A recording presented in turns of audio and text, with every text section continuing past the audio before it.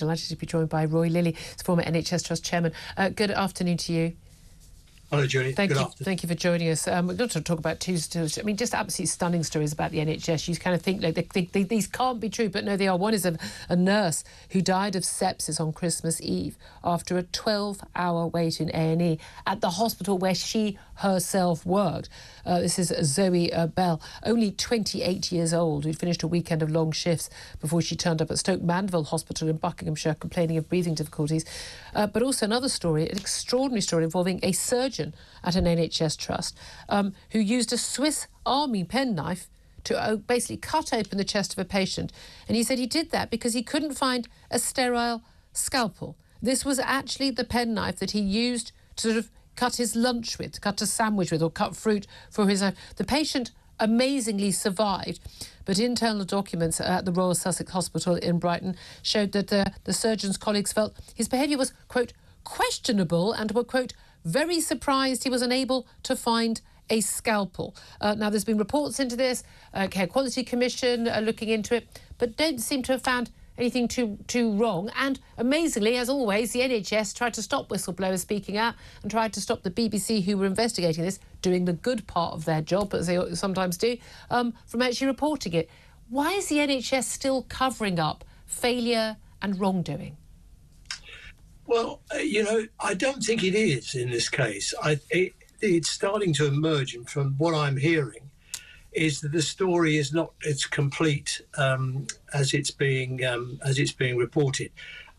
From what I understand, this didn't happen in an operating theatre where, of course, all of the surgeon packs are available and everything is sterile and everything is to hand. This, as I understand it, and I can't swear on a stack of Bibles I've got it right, but I think I'm right, is that this happened in A&E. It happened at a time when the A&E was chock-a-block.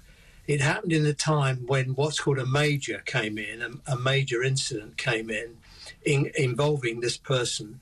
And the surgeon, the A&E consultant at the time, as I understand it, in an emergency situation where there wasn't anywhere else for him to go, the major's area was full.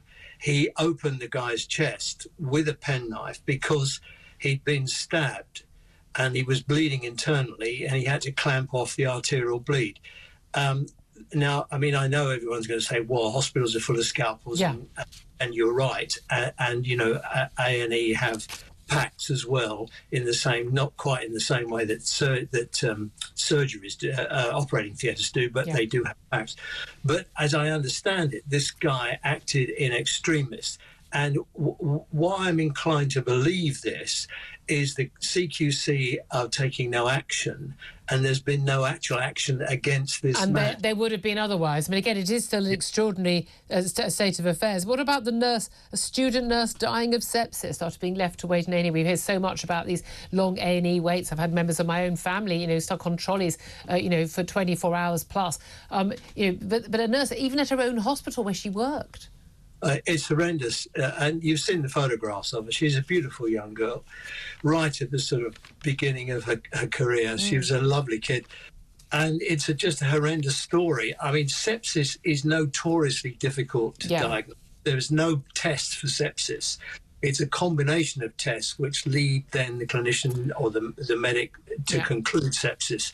And here she presented with what seemed to be a sore throat. Well, actually, lung and upper respiratory tract is one of the signs that if the sepsis... But we know that sepsis is actually a huge killer in our hospitals because of this difficulty. Do you think they might consider that? Well, they've done it. It's a lot better than it was. The sepsis numbers actually...